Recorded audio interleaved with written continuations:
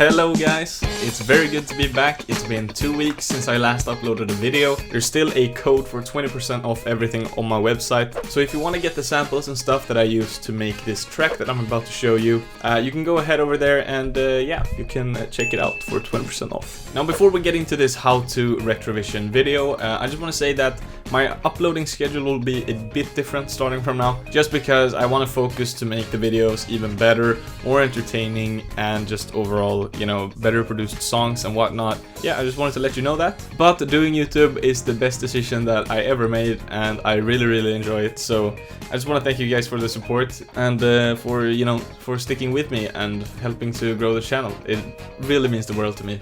And yeah, let's get right into the video. Sorry for taking so much of your time. Let's get right into it. So let's just start off by playing the whole track, and then I'll show you how I made it.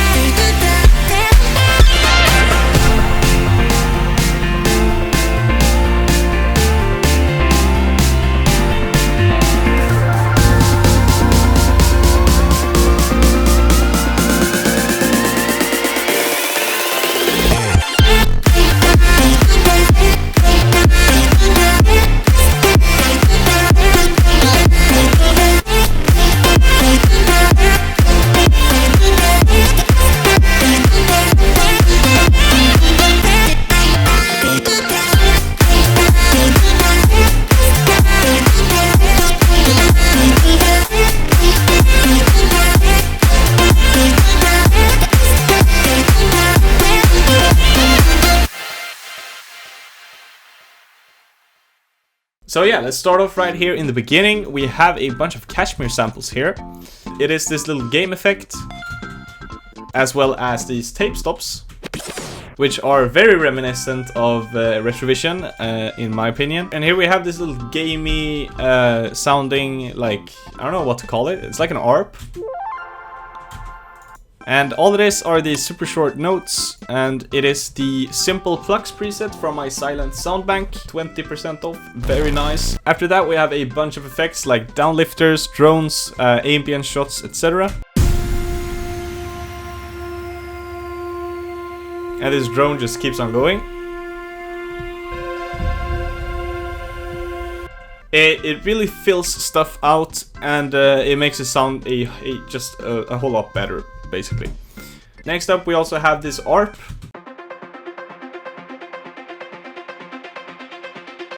That just kind of rises all the way through with this cutoff filter. And that's it for all of the effects here. We also have some claps with some reverb on them that is introduced by this cutoff filter. And that's it for everything that isn't an instrument. So let's move on to the instruments. We have two pianos. The first one is this Labs piano.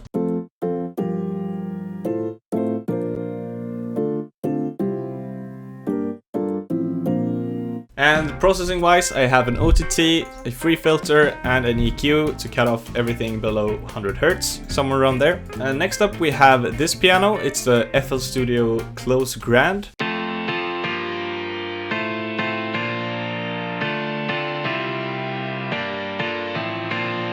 Now this has a ton of OTT on it, as well as sound equalizer, EQ, a filter, and some reverb. And the OTT is really bringing out that high release that this piano has, and I couldn't find a way of shortening the release.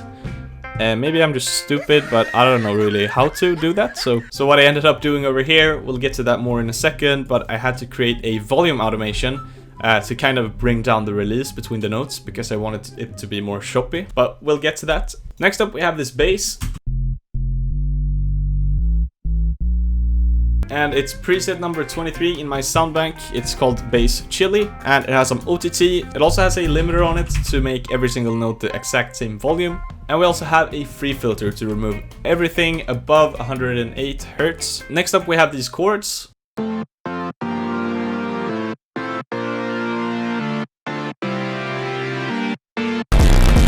It's just the simple sauce preset, and it has OTT, a bunch of sound geyser on it, an EQ, a free filter, some gross beat. This is a gate that I use at some particular parts of the track, as well as a tape stop that I only use at particular parts of the track. And last but not least, we have this vocal chop.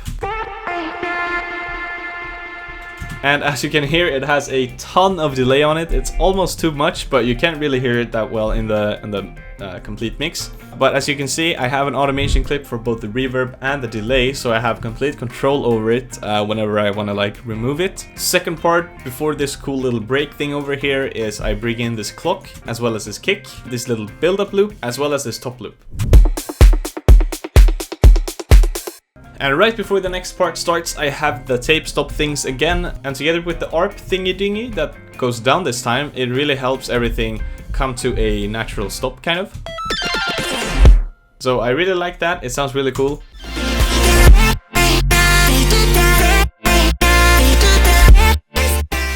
So here I introduced that volume automation that I was talking about earlier, to kind of counter the high release that's on this piano.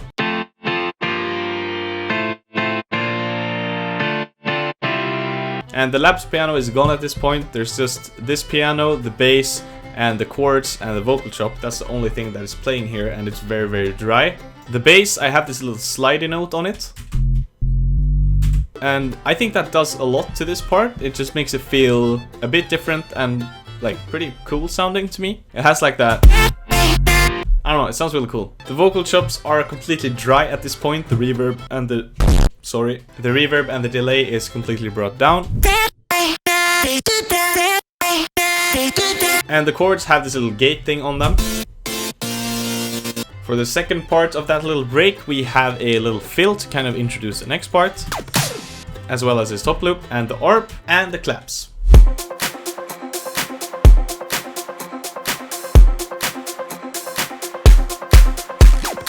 And the bass pattern also changes into something a bit more groovy. And that bass pattern continues in the build-up. So let's go over the build-up. Both pianos are back again, but with a completely new pattern. So it sounds like this.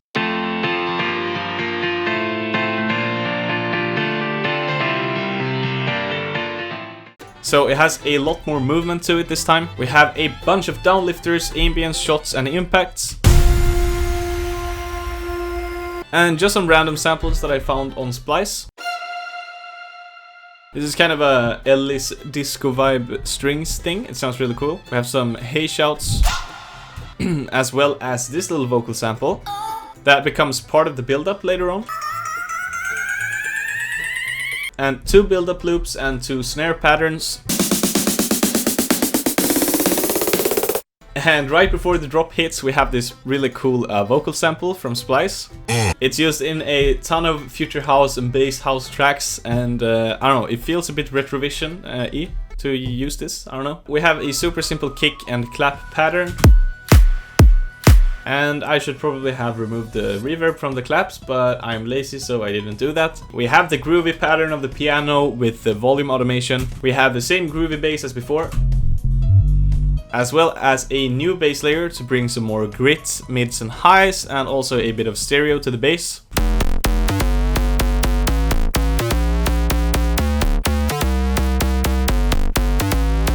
And we also have this lead layer to kind of complement the vocal chops a bit.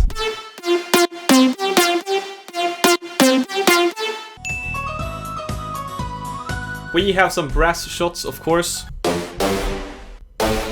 And this little ARP thing is just kind of continuing in the background of the entire drop, but it's just a lot lower in volume.